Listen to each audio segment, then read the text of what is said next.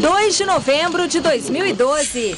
Vice-artilheiro do Brasileirão, Luiz Fabiano deve ser a novidade no São Paulo para o jogo contra o Fluminense no Morumbi. Às vésperas da decisão para o Mundial, o técnico Tite tenta controlar insatisfação entre reservas e titulares. Domingo, o Timão pega o Atlético Goianiense no Distrito Federal. O único brasileiro indicado para concorrer ao prêmio Bola de Ouro da FIFA, Neymar fala do atual momento no Santos, dos planos para o futuro e de Lionel Messi. Juninho é a novidade na lateral esquerda do Palmeiras para o jogo decisivo contra o Botafogo em Araraquara. E você vai acompanhar hoje no Gazeta Esportiva como andam as obras na Arena Palestra. A primeira das 5 estruturas que vão sustentar a cobertura do estádio já está sendo montada. Continue com a gente! O Gazeta Esportiva começa agora!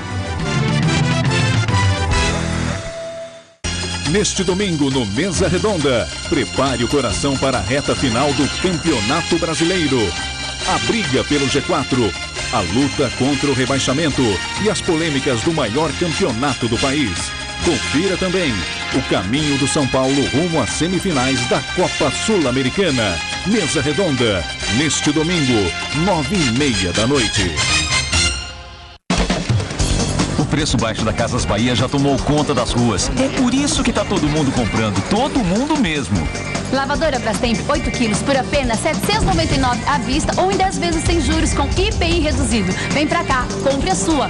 Olha só esse refrigerador Electrolux por apenas R$ 699 à vista ou em 10 vezes sem juros e o IPI é reduzido. É muito barato. Preço baixo, sem entrada e entrega garantida. A Casas Bahia é tudo isso e muito mais. Potente contra o suor. Suave com sua pele. Proteção 48 horas contra o suor com 1/4 de creme hidratante. Só com o novo Dove Men Care. Você está assistindo Gazeta Esportiva. Participe da votação e comece a torcer. Vem aí a grande premiação dos craques do futebol. 9º Troféu Mesa Redonda. Troféu Mesa Redonda. Oferecimento: o grande lance é pintar com Lux Color. Cobre e rende, dura muito mais. Valtec Supermanta líquida impermeabilizante. Nova Chevrolet S10. Carregada de histórias. Movida por desafios. Ouviram do Ipiranga as margens plácidas de um povo heróico, brado retumbante. E o sol da liberdade em raios fúlgidos brilhou no céu da pátria nesse instante. Se o penhor dessa igualdade conseguimos conquistar com o braço forte, em teu seio, ó liberdade, desafio nosso peito à própria morte. Ó pátria amada, idolatrada, salve, salve. Brasil, sonho desse, um raio vívido de amor e de esperança a terra desce. Se teu formoso céu risonho e límpido, a imagem do cruzeiro resplandece. Este filme é uma homenagem do TSE a todos os brasileiros que participaram de um dos mais importantes capítulos da história da democracia em nosso país, a eleição ficha limpa. Pátria amada, Brasil. Com os preços dos móveis da Casas Bahia, dá pra montar a casa inteira. É por isso que tá todo mundo comprando, todo mundo mesmo. Então aproveite você também o preço da cama box de casal com mola ensacada Simbal por apenas R$ 599 à vista. O preço é esse mesmo, só R$ 599. E tem cozinhas de aço completa, várias marcas e modelos a partir de R$ 799 à vista. R$ 799. Escolha a sua e compre. Móveis Casas Bahia. Dedicação total à sua casa. Dedicação total a você. Boa noite, você vai ver daqui a pouco no Jornal da Gazeta: violência, pelo menos 6 pessoas foram mortas nesta madrugada. E comandante da PM Paulista diz que exército em São Paulo é desnecessário. No feriado de finados, Padre Marcelo inaugura o Santuário Mãe de Deus, um dos maiores templos católicos do país. A missa reuniu milhares de fiéis. Super tempestade Sandy, número de mortos já chega a 98. Um brasileiro morreu vítima da tempestade. E ainda polêmica: internação compulsória para viciados em drogas deve ser aplicada pelo Estado? E no quadro A Cara de São Paulo, a história do zelador que há 45 anos trabalha no Edifício Itália, o segundo maior prédio da cidade. O Jornal da Gazeta começa às 7 da noite, logo após o Gazeta Esportiva. E eu espero por você, hein? Até já!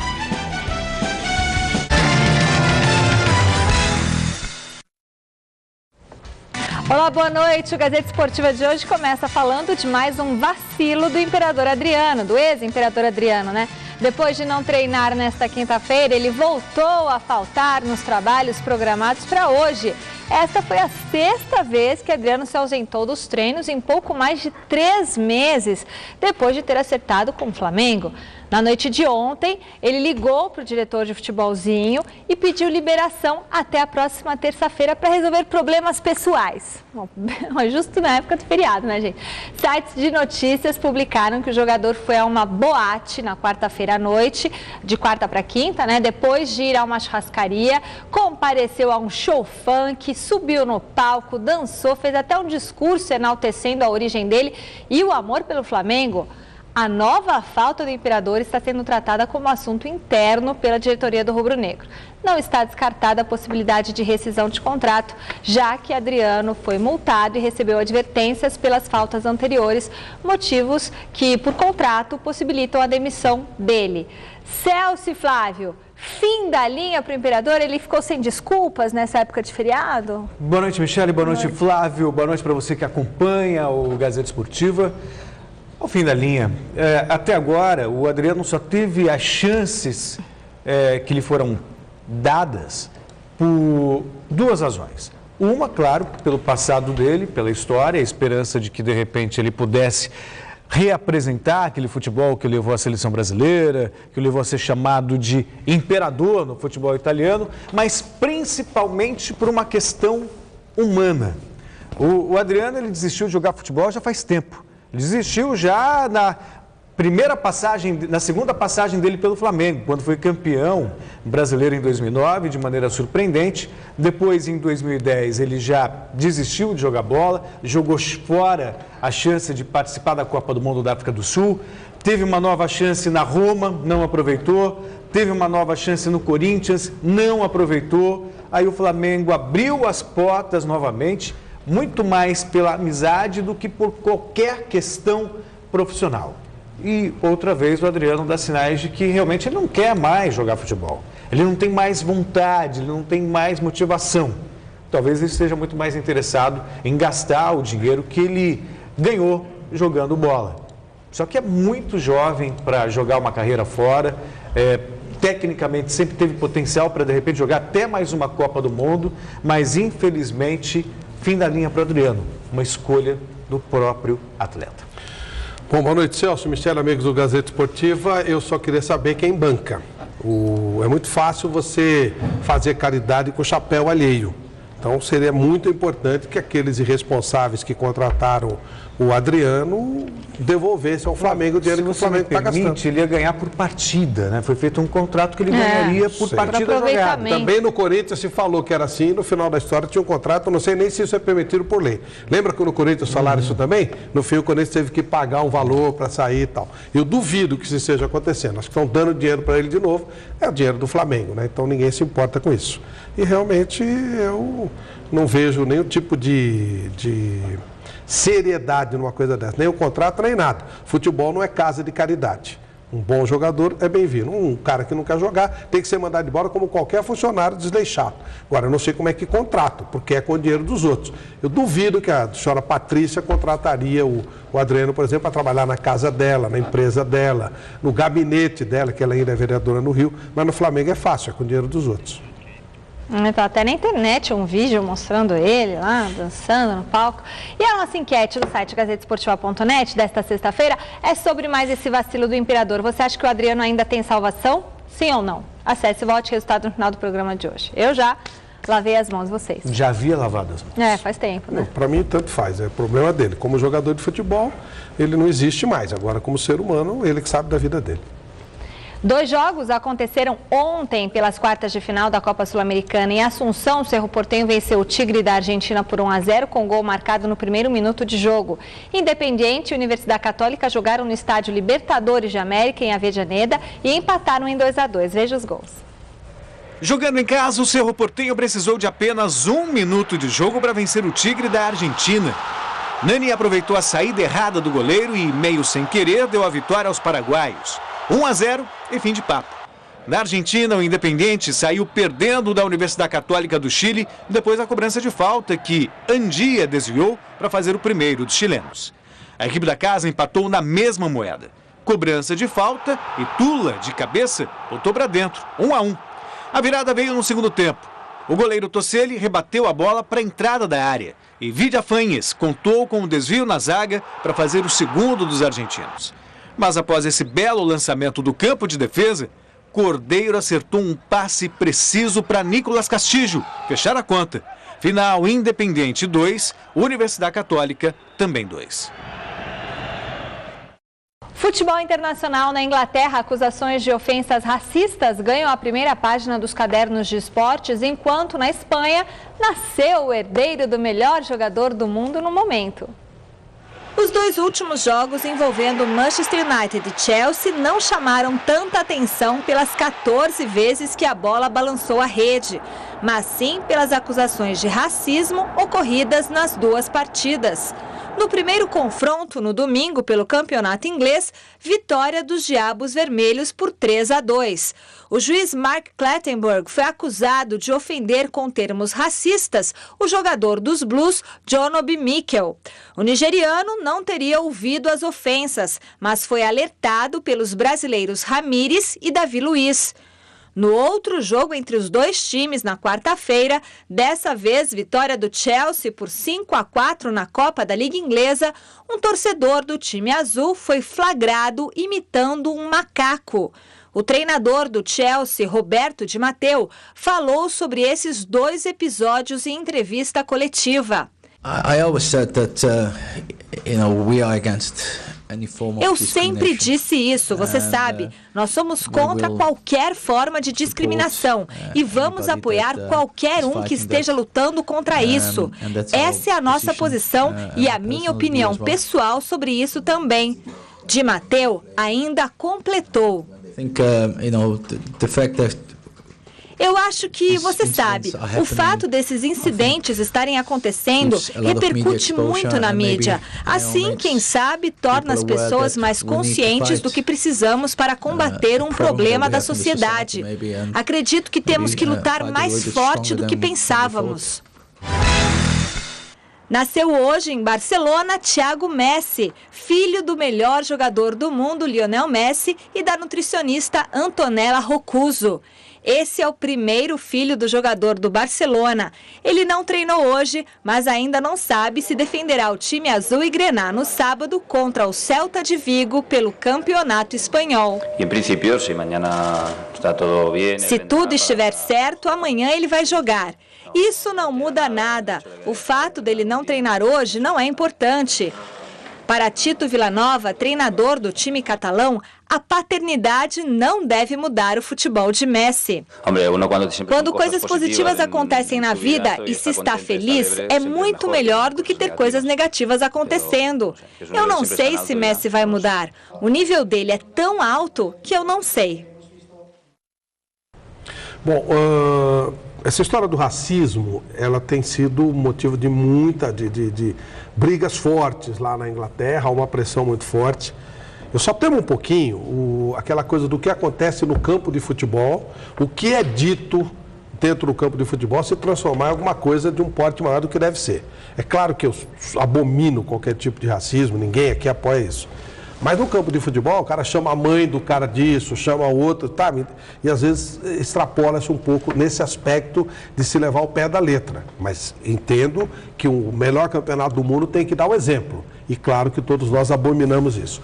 Com relação ao filho do Messi, normalmente, filho de grande jogador puxa a mãe. Então o Thiago deverá ser um grande nutricionista. Nossa, tá gorando o futuro do menino. É verdade, salvo o Ademir da Guia.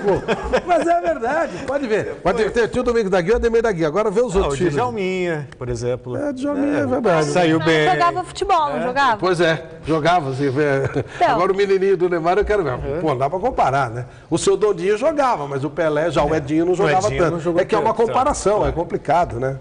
Um belíssimo nutricionista. Que a mãe é nutricionista. Você foi muito generoso com a mãe dele é nutricionista. Do Messi. Sobre o racismo, falando sério agora, eu não consigo entender o que leva um cidadão a ir para um estádio de futebol e ficar imitando um macaco. Eu sei, ele é um idiota. A gente está em 2012. Eu digo mais dentro de campo, entendeu? Tudo bem que estão falando que o mundo vai acabar em 2012, mas não faz sentido. Não faz o menor sentido. Com torcida não tem explicação mesmo. É feita uma campanha, e há muito tempo, a FIFA pode ter todos os defeitos do mundo, mas a FIFA tem feito um trabalho muito sério de repreensão a esse tipo de atitude, de comportamento, que é inaceitável. Isso também vale para dentro de campo, que de dentro de campo sai o exemplo para muita gente lá fora. Você entendeu? Dentro de campo, cara, sua mãe não sei o quê e tal, e não é exatamente uma demonstração de racismo. Eu até, você sabe que eu tenho um respeito muito grande por você, eu nem concordo muito com isso, porque eu acho que o futebol não pode ser um universo paralelo. Ele tem que ser um reflexo do que é a sociedade. Então, racismo é fora, é crime fora, tem que ser também dentro de campo. Tem que ter uma readaptação, um respeito, apesar da disputa, apesar de toda a briga que se tem por um campeonato, para vencer uma partida e tal.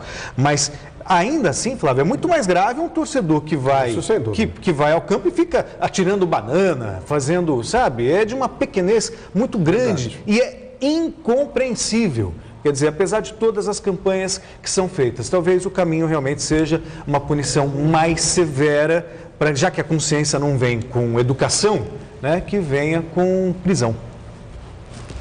Vôlei, neste final de semana começa a ser decidido o título do Paulistão 2012. De um lado, um time novato, mas com um comandante vitorioso. Do outro, as atuais campeãs mundiais, que terão desfalque de última hora da oposta Sheila, que machucou o pé em um acidente doméstico e ainda não tem data para voltar a jogar. Jonas Campos foi acompanhar os preparativos de vôlei a 1000 e Solis Osasco para a primeira partida da grande final. Solis Osasco, 37 jogos de invencibilidade, campeão do mundo e agora com chances de mais um título no Campeonato Paulista. Do outro lado, o novato Vôlei a 1000 de Campinas. Time jovem montado no início desse ano, mas com jogadoras experientes, como Valeuska, Fernandinha e a cubana Ramírez. E quando o assunto é decisão, ninguém quer saber desse papo de favoritismo. A gente sabe da superioridade delas, não só tecnicamente, mas com experiência, né? Porque é um time muito mais rodado, que joga junto há muito mais tempo. A gente sabe dessa superioridade, mas a gente está indo para lutar e não vamos entregar, não. Do lado deles é fácil isso, né? Tipo, a gente tem que jogar bem e tal, mas na verdade eles querem ganhar da gente. E a gente da mesma forma, tudo que a gente fez, a campanha que nós fizemos agora não vai interessar. O importante é essa partida. Se a gente vencer, a gente precisa de 2 vitórias e eles também. Se eles vencerem 2, eles são campeões. Da mesma forma a gente. Então, o que passou, passou, já ficou para trás. Mas cá entre nós é difícil não atribuir qualquer tipo de vantagem à equipe laranja, que tem cara mesmo de amarelinha, já que conta com a base da seleção brasileira. Jogadoras com título olímpico na bagagem, como a Denísia, Jaque, Thaísa e Fegaray. A grande final, além de reunir as 2 melhores equipes da competição, marca também o reencontro dessas campeãs olímpicas com um velho conhecido. José Roberto Guimarães, técnico da seleção brasileira e por isso grande conhecedor das meninas do Solis, desta vez estará do outro lado, já que no universo dos clubes defende as cores do vôlei a 1000.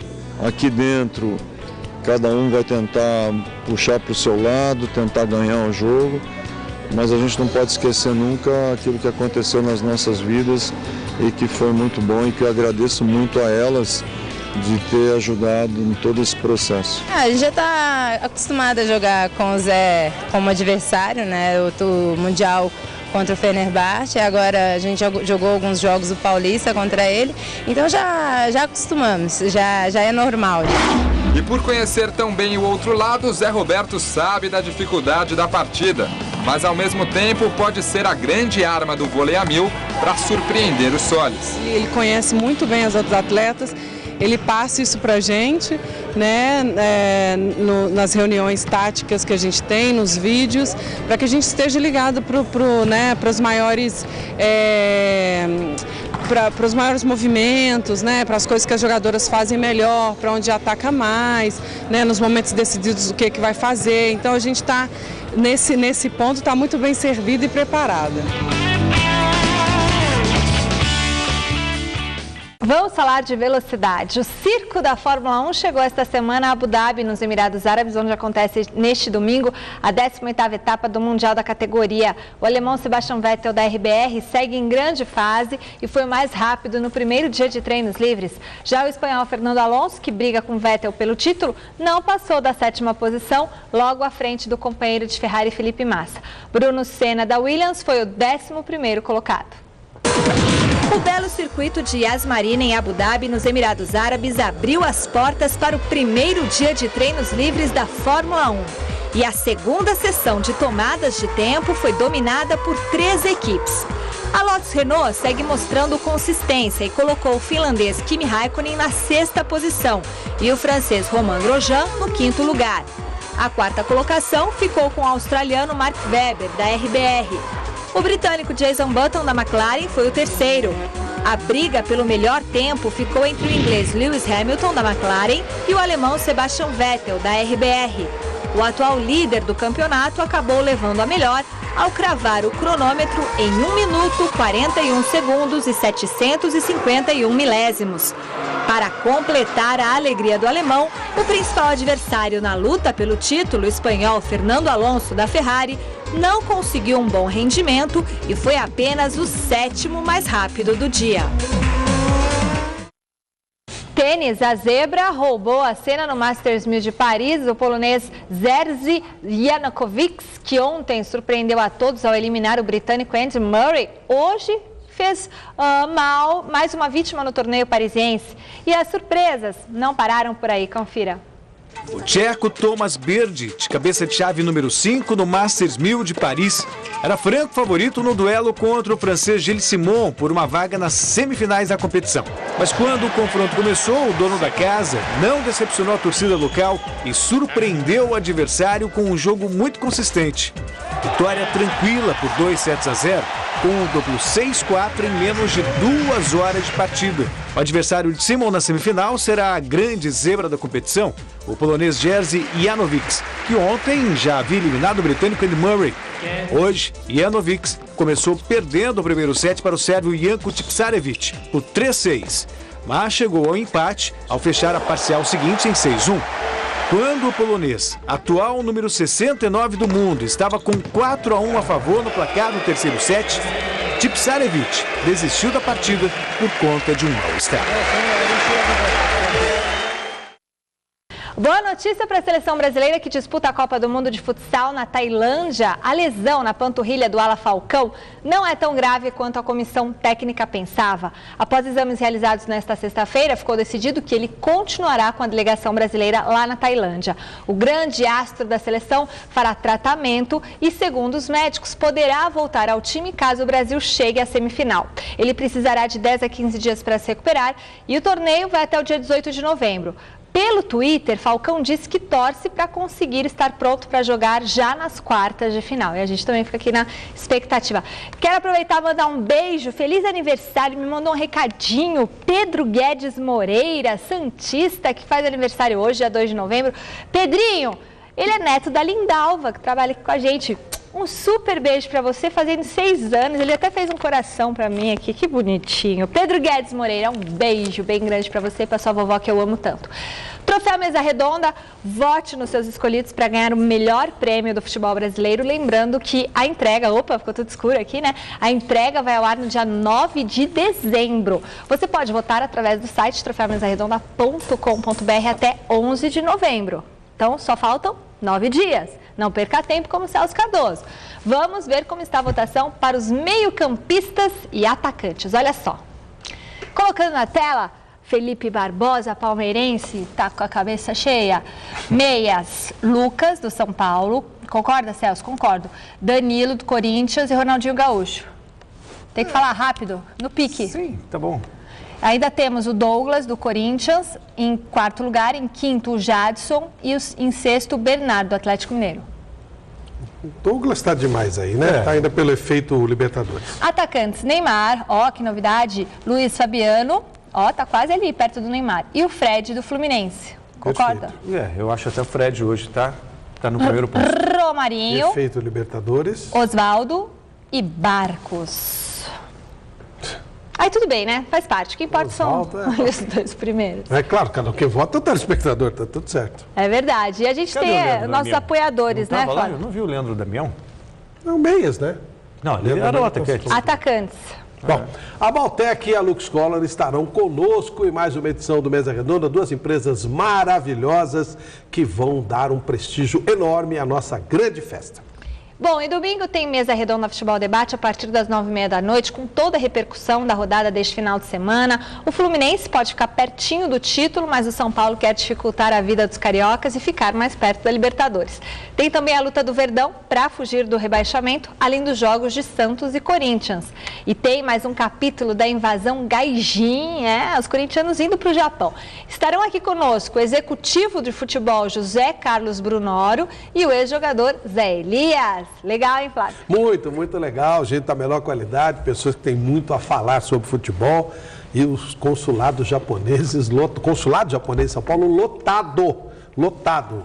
O cônsul falou, olha, quem quiser ir para o jogo, que venha logo, porque está ficando difícil de dar conta do recado. Olha que legal. Nossa Senhora. Impressionante. 3 partidas hoje, mais 4 amanhã, dão sequência ao Campeonato Brasileiro da Série B. O vice-líder Criciúma faz o clássico catarinense com o Joinville. Se vencer, assume a liderança da competição. São Caetano em quinto e Atlético Paranaense em quarto jogam no estádio Anacleto Campanella, no ABC. O Azulão precisa de uma vitória para entrar no G4. Confira os jogos. Logo mais às 9 da noite, o Guaratinguetá enfrenta o Guarani. No mesmo horário, o Ceará tem pela frente o Avaí, enquanto o CRB de Alagoas joga contra o Grêmio Barueri. Amanhã, às 4h20 da tarde, o Criciúma encara o Joinville. O São Caetano mede forças com o Atlético Paranaense. O Bragantino tem confronto diante do Vitória da Bahia. E fechando a rodada, às 9 da noite, o América de Natal pega o Boa Esporte. Duas equipes paulistas abrem a 14ª rodada do Campeonato Brasileiro. O Santos joga em Belo Horizonte, a Ponte Preta do Flávio Prado em Porto Alegre. No domingo tem o São Paulo no Morumbi contra o líder Fluminense, o Corinthians jogando em Taguatinga, no Distrito Federal, e o Palmeiras continua a luta para escapar do rebaixamento em Araraquara. Veja contra quem o seu time vai jogar. Amanhã, às 7h30 da noite, o Grêmio recebe a Ponte Preta no Estádio Olímpico. No mesmo horário, o Cruzeiro mede forças com o Santos no Independência. E às 9 tem Flamengo e Figueirense no Raulino de Oliveira, em Volta Redonda. No domingo, às 5 da tarde, o Vasco encara o Sport Recife, em São Januário. O Palmeiras tem duelo contra o Botafogo na Fonte Luminosa, em Araraquara. O São Paulo tem confronto diante do Fluminense no Morumbi, enquanto o Corinthians visita o Atlético Goianiense no Cerejão, em Taguatinga. Já às 7h30, a Portuguesa tem pela frente o Bahia no Canindé. O Curitiba enfrenta o Atlético Mineiro no Couto Pereira. E fechando a rodada, o Náutico pega o Internacional nos Aflitos.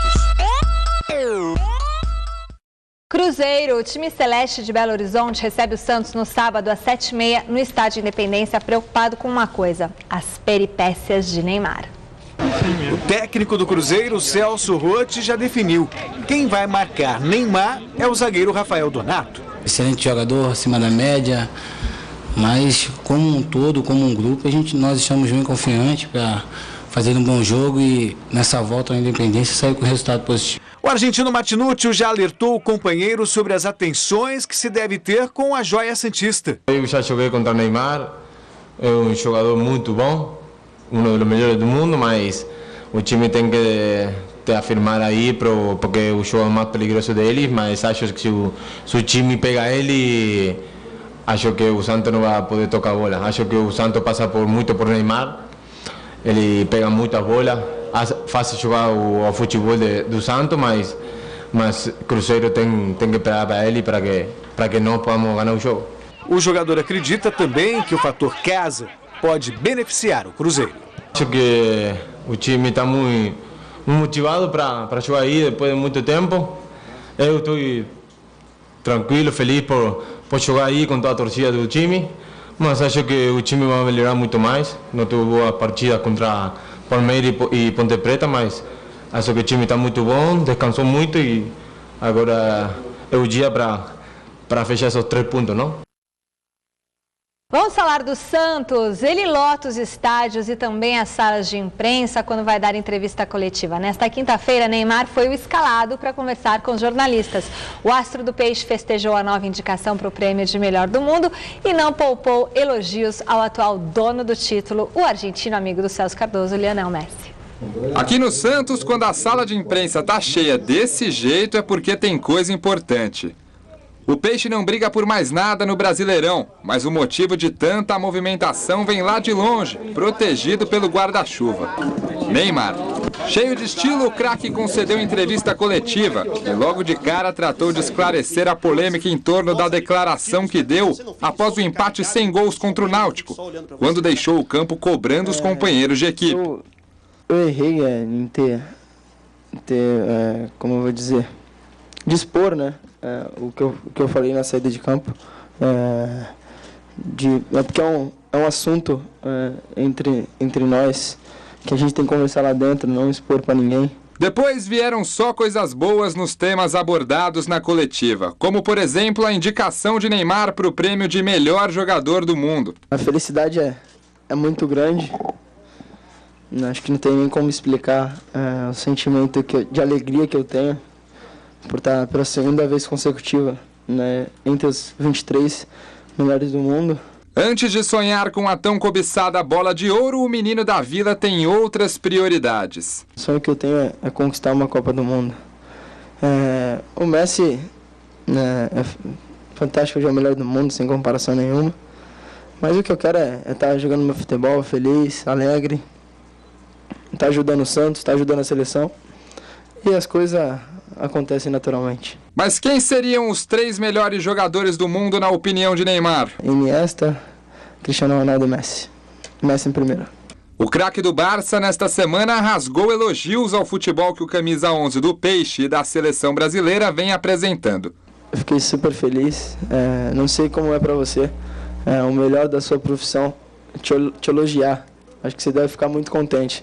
Então hoje eu fiquei muito contente com isso, né? Você vê que meu trabalho vem dando certo e pedir para que ele continue fazendo essas barbaridades com a bola, fazendo um gol, quebrando recordes que além de fã, né, eu gosto de futebol também. E quando o assunto é Lionel Messi, Neymar mostra respeito, admiração e até brinca com a possibilidade de jogar ao lado do argentino. Imagina ele treinando aqui, pô, seria um sonho. Acho que eu ficaria muito feliz. Com Messi ou sem Messi, a cabeça do Ney está mesmo no Santos e na vontade de conquistar um título inédito em 2013. Espero que ano que vem eu possa estar disputando, né, a primeira colocação do brasileiro, possa jogar mais pelo Santos também para poder ajudar a equipe. E é um título que eu vi um ídolo meu vencer e que eu tenho muita vontade de conquistar também. É bom ver o Neymar com essa serenidade toda. Eu lembro quando o Neymar despontou e ele ainda nem jogava o futebol que joga hoje.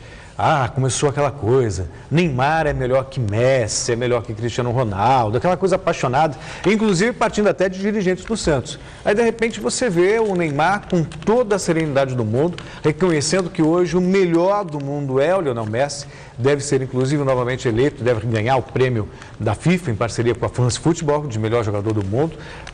Ultrapassando o Ronaldo, Zidane, o Messi ganharia pela 4ª vez. Quer dizer, um feito histórico, inclusive, e merecido. Não existe nenhum outro jogador no planeta jogando o mesmo que o Lionel Messi. Tem jogadores bons que até se aproximam. O caso do Cristiano Ronaldo, você pode, de repente, com muito esforço, considerar o Iniesta, o Xavi, mas é o Messi que é fora de série. E o Neymar tem só 20 anos, né, Flávio? Pode chegar nesse patamar de melhor do mundo se permanecer jogando, ou na verdade a teoria minha é outra, se repetir na Europa o que ele já fez até aqui no Brasil. No Brasil o Neymar é indiscutível Na Europa, ele precisa jogar. Talvez seja só uma questão de protocolo. Eu entendo isso também. Ele vai... Mas o problema eu mudei totalmente a minha opinião a esse respeito. Depois começou aquela perseguição da arbitragem, muita gente da imprensa enchendo o saco. Quando ele foi vaiado aqui no Morumbi pela própria torcida brasileira, ficou muito claro que é muito jogador para pouco futebol. Então, eu entendo que ele realmente, a partir dali, deveria sair, e o quanto antes.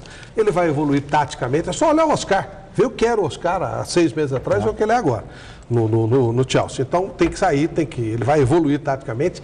Tecnicamente ele é tão superior a todos os jogadores que estão aqui no Brasil que ele não consegue evoluir, fica marcando passo, porque ele é muito superior aos outros. Então você precisa ter uma concorrência mais direta para você evoluir. Eu entendo que o Neymar tenha todas as condições, entendo até que quem vai quebrar essa hegemonia do Messi vai ser o Neymar. Claro. Acho que ele vai quebrar a hegemonia do Messi. Depois do Messi, não sei quanto tempo ainda vai durar essa hegemonia do Messi, o próximo jogador melhor do mundo será o Neymar, mas ele vai ter que estar na Europa, senão Flávio, não vai dar. A gente, assim, claro que como torcedor, a gente sempre quer ver os melhores jogadores atuando por aqui. Mas aí, fazendo uma análise fria, totalmente isenta, profissionalmente o Neymar só tem a ganhar.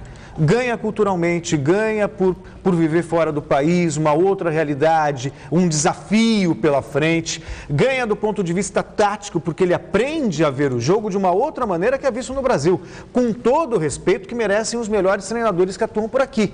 Mas a maneira de atuar, o que o treinador cobra é uma outra coisa, menos individualidade, mais sentido coletivo, aperfeiçoa até mesmo a capacidade de marcação, a doação para um time de futebol. Então, relacionando tudo isso, eu só vejo vantagem em atuar fora do país. O jogo é domingo lá em Taguatinga, no Distrito Federal. O adversário é o quase rebaixado Atlético Goianiense. O volante Paulinho, se recuperando de uma amidalite, deve jogar. Mas às vésperas do Mundial, a preocupação do técnico Tite é contornar um possível mal-estar entre quem joga na equipe titular e quem está na reserva. Veja, com Luiz Henrique Gurião. A semana tranquila quase esquentou.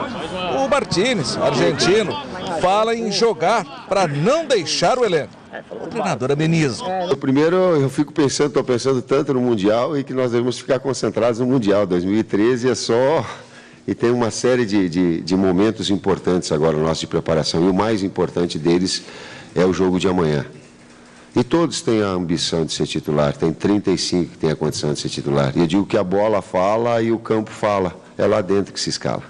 Aperto de lá, aperto de cá e Tite não escorrega. Todos têm a ambição de chegar na seleção brasileira, todos têm a ambição de ser titular e deva ser assim. Mas é lá dentro do campo, ali desempenho, aí é tendo o reconhecimento de vocês, tendo o reconhecimento do técnico, mostrando qualidade, é ali. Time grande, elenco grande, qualificado e busca de exemplo que vem de fora para encorpar o pensamento.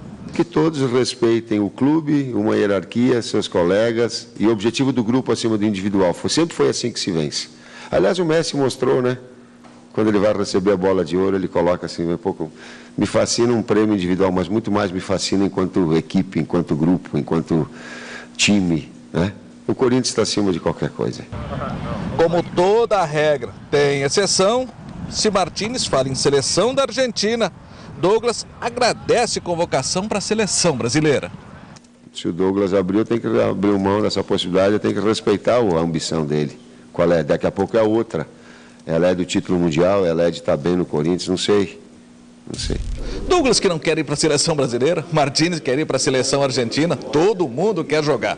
Liderar um grupo como o Tite faz, que tem em torno de 50 profissionais entre jogadores, equipe de apoio, fisioterapeutas, médicos, nossa, não é fácil. Por isso é preciso ter personalidade, comando e lealdade. Eu sou o cara, eu vou jogar, claro, todos vão jogar, eu falei do Jorge aqui. Da mesma forma. Sabe o que eu digo para a comissão técnica? Eu digo, o dia que eu tiver auxiliar que está satisfeito e não tem a ambição de ser número 1, vocês me avisem, porque daí eu vou trocar de auxiliar. Só eu quero lealdade. Lealdade de dizer assim, Tite, eu acho que eu tenho que alçar a carreira solo agora, eu quero ser o técnico número 1. Pô, cara, um abraço, tchau e bem. Lealdade é quando está do lado, mas ambicionar é uma coisa normal, com esse respeito, com essa lealdade, de brigar eles por uma melhor qualificação. Eu vejo futebol um pouco diferente. Para mim, o Martínez é titular no Corinthians. O time de futebol hoje, ele tem 16 titulares, 17. Você tem uma coluna mestra E aí, a partir daí, você faz a sequência do time. Então você tem o Cássio é titular, o Ralf é titular, o Paulinho é titular, ali na zaga pode até mudar. E aí e no caso do Corinthians, ele ainda até muda o posicionamento. Ele pode colocar o Guerreiro, pode colocar os meias que vêm de trás. Então o Martínez, ele está nesses 15 e 16. Barcelona, por exemplo. O Messi é titular, o Valdez é titular. Ali atrás, costuma mexer. Num jogo mais importante, o Iniesta e o Xavi jogam, mas às vezes até um dos dois fica de fora. Então, o futebol hoje tem outro tipo de jogo. Não existe mais aquela coisa de 11 titulares. Isso já é coisa de um passado, mas muito remoto. Inclusive, aquela história do time que está ganhando no semestre também é conversa fiada. Isso é bobagem. Isso não vale nem para a várzea mais. Você tem que ter uma adaptação ao adversário. Então, eu acho que esse rapaz é um bom jogador, nada do outro mundo, mas é um bom jogador e é útil para o Corinthians, ponto. E está entre os 15 e 16 titulares do time. Eu acho que o Martínez ele foi precipitado em dar esse tipo de declaração. Talvez pensando na seleção da Argentina, na Copa do Mundo. Uma virulência maior. Não, aquela coisa tipo... ele não é jogador para a seleção da Argentina. Mas ele pensa que ele só jogou 3 vezes. Lá, mas ele pensa que e que de repente se ele for titular as chances são maiores. Mas ele está um pouquinho atrasado na maneira de pensar. Isso era muito comum também com o jogador brasileiro, que é uma mentalidade totalmente mimada. Qualquer jogador que vai atuar na Europa hoje não tem nem menor garantia de que ele vai ser titular por melhor que ele seja. Por quê? Porque realmente o elenco é muito rico, tem N opções, 16, 17, e a maneira que o Corinthians está trabalhando depende do adversário. Claro, e a maneira que o Corinthians está trabalhando Paulo Guerreiro hoje. É titular? Quando o Corinthians joga com o centroavante, Quando não joga, não é. E ele continua sendo Isso titular. não significa que ele tenha menos importância. Não. Então, o jogador precisa abrir a mente. Isso é muito comum no jogador brasileiro. Também alguns jogadores argentinos. O Martínez era titular do Vélez. E o Vélez, convenhamos, tinha lá um ou outro bom jogador. Só. Então, se ele quiser, que busque um espaço no Corinthians jogando bola e faça por merecer uma sequência maior. Senão, não adianta chorar. Melhor voltar para o Vélez, mesmo que ela vai jogar todos os jogos. Quem sabe assim o veja com maiores possibilidades de disputar uma Copa do Mundo. Torcedor palmeirense, não está nada fácil dar boas notícias sobre o desempenho do Verdão dentro de campo.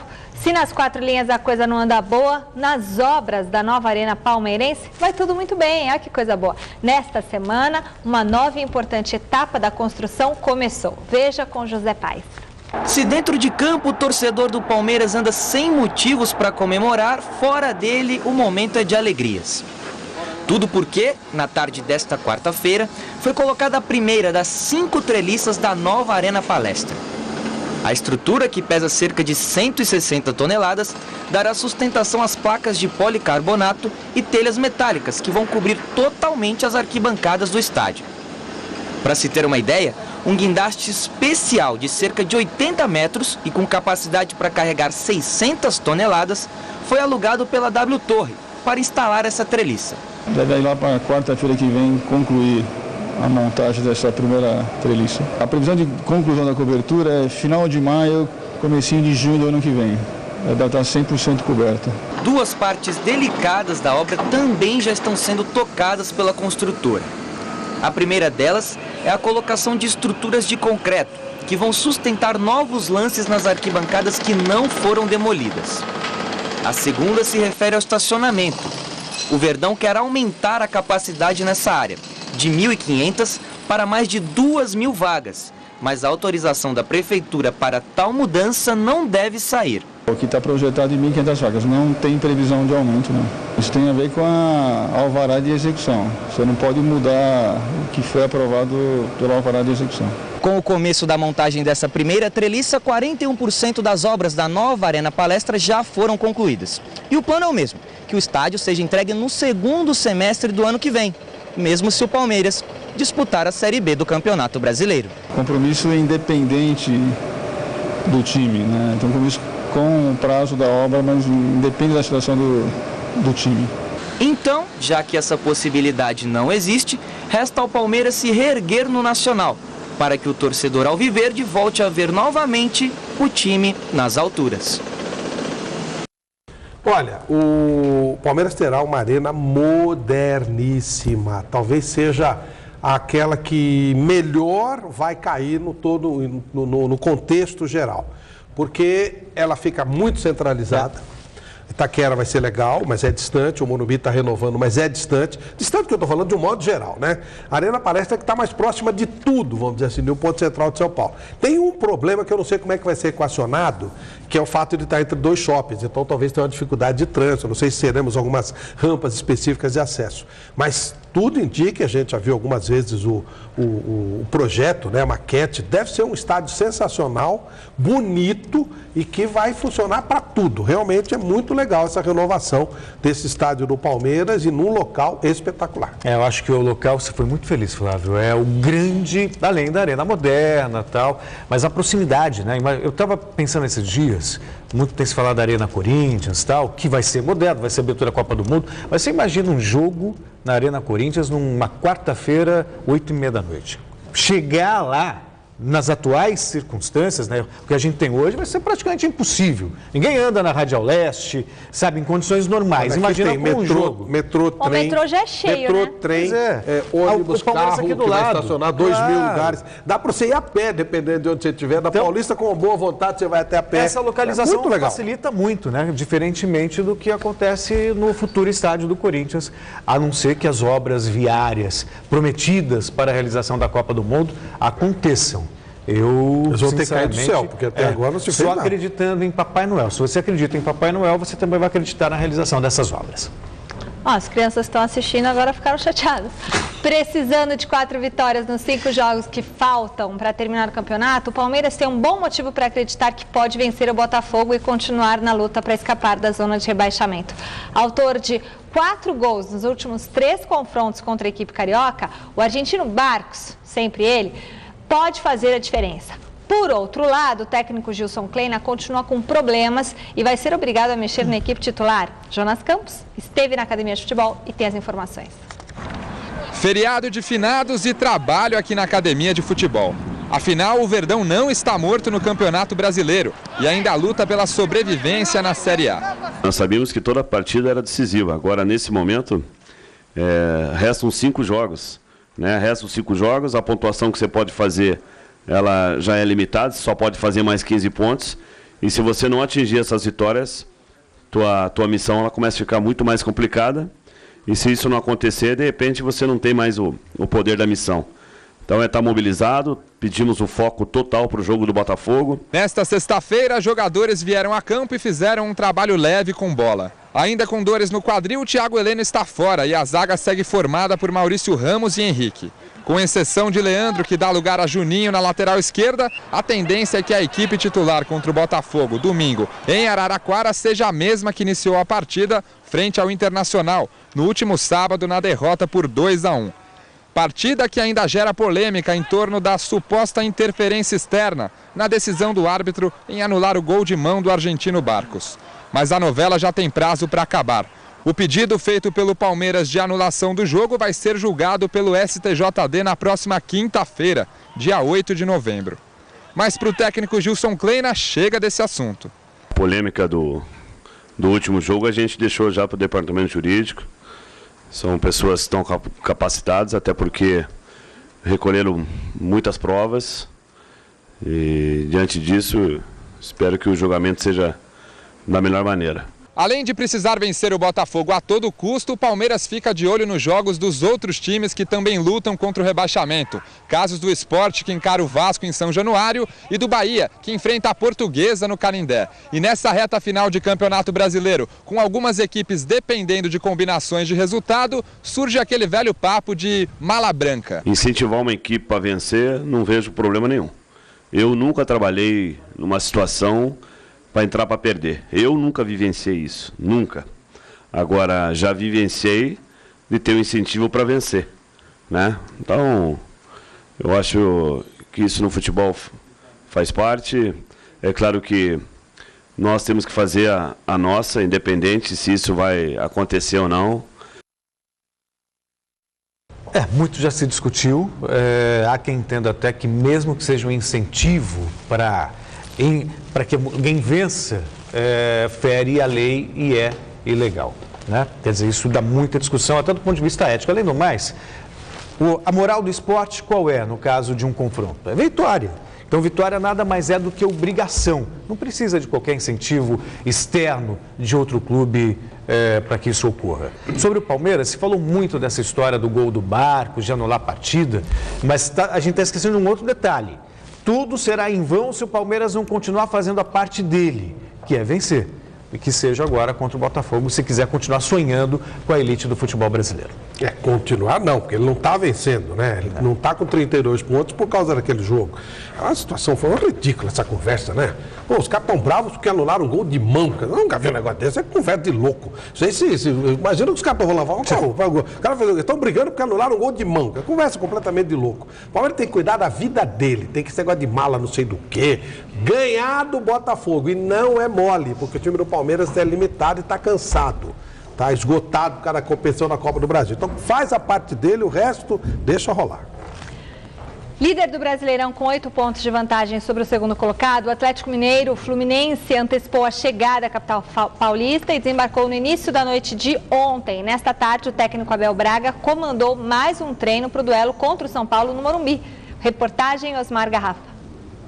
No próximo domingo, Michele, às 5 da tarde no estádio do Morumbi, o São Paulo recebe o Fluminense. Aliás, o tricolor carioca está desde ontem à noite aqui na cidade de São Paulo. Treinou agora à tarde aqui no centro de treinamentos do Pão de Açúcar, na zona sul da cidade de São Paulo. O trabalho só foi liberado para os jornalistas bem no final, uma leve movimentação por aqui, e o time só será definido no trabalho de amanhã aqui também na cidade de São Paulo. Ontem, no desembarque da delegação, nós conversamos com os jogadores do tricolor carioca. E Fred falou do duelo paralelo que ele vai ter com o Luiz Fabiano, outro artilheiro do Campeonato Brasileiro. Na verdade, vai ser um jogo normal, Fluminense contra o São Paulo, né? Lógico que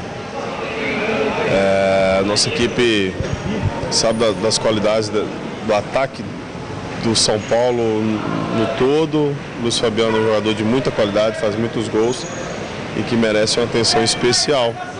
E eu, do meu lado, vou procurar fazer meus gols aqui para ajudar nessa campanha em busca ao título. A crônica, a crítica já dá o Fluminense como campeão, a torcida, os adversários. Como é que é isso para vocês, cara? Não, todo mundo está muito tranquilo.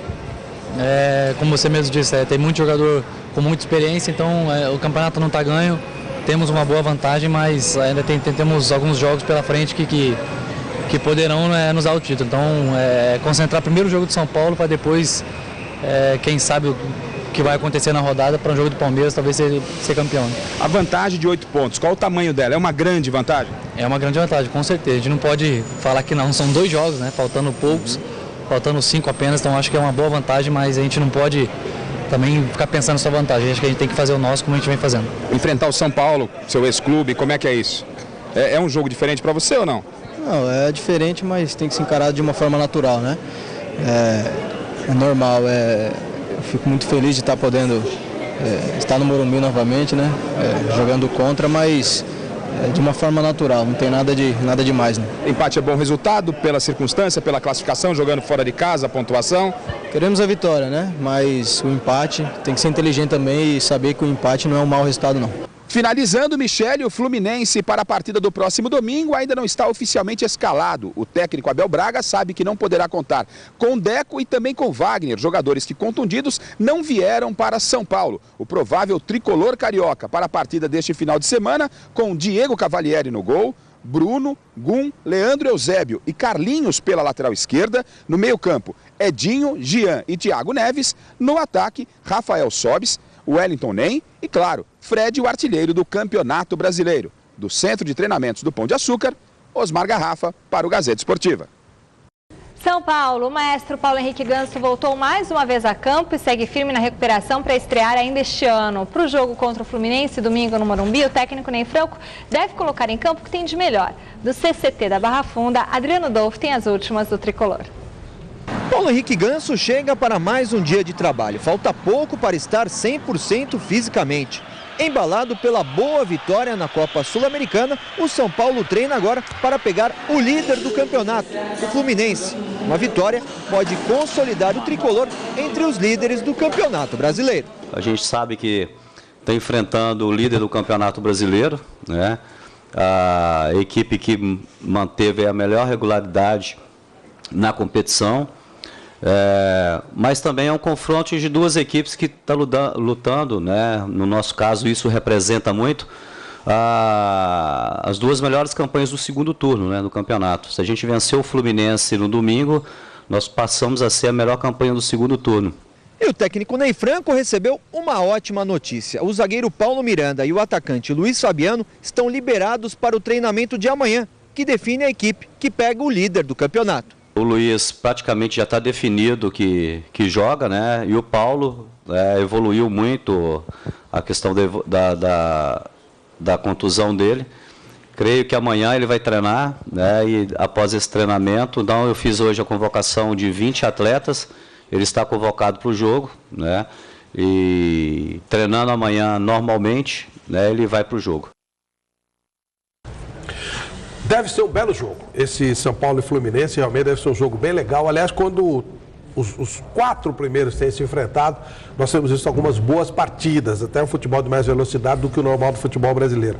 Recentemente teve um Atlético e Fluminense sensacional. O Fluminense tem uma equipe muito rápida, o São Paulo está vivendo um bom momento, um momento de evolução. É um jogo que promete bastante. Eu não entendo que vai resolver muita coisa em termos de futuro do São Paulo. São Paulo deve ficar na pré-Libertadores. E o Fluminense dificilmente deixará escapar o título, mesmo perdendo esse jogo numa eventual vitória do Atlético. Mas tem ingredientes legais, tem belos jogadores, São Paulo em evolução e o Fluminense com uma bela de uma equipe que deverá ser a campeã brasileira, Celso. E você vê que o futebol não tem mágica, né, Flávio? Isso que a gente tenta mostrar muitas vezes aqui para o telespectador, para o torcedor mais apaixonado. Eu me recordo que o Ney Franco assumiu o time, tropeçou em alguns jogos, já queriam a cabeça do Ney Franco logo de cara. Vaias no Morumbi, protestos. O trabalho só começa a surgir mesmo com uma sequência.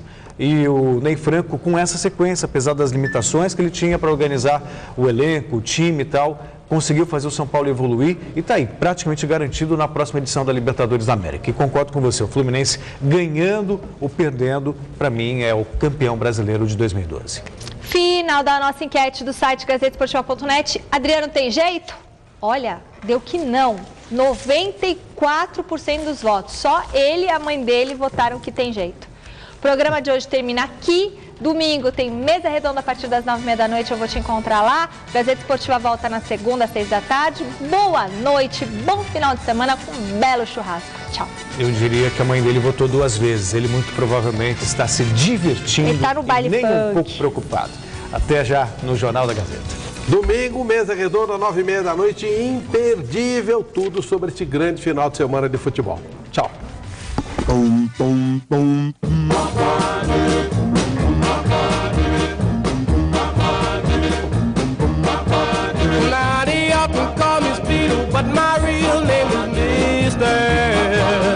Fernanda Takai e Ann Summers vão agitar o Todo Seu. Logo mais, 10h20 da noite. Assista agora, Jornal da Gazeta.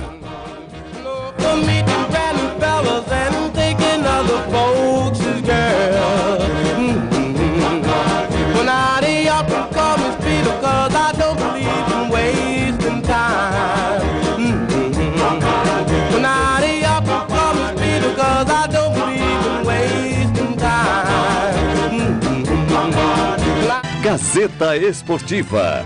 Oferecimento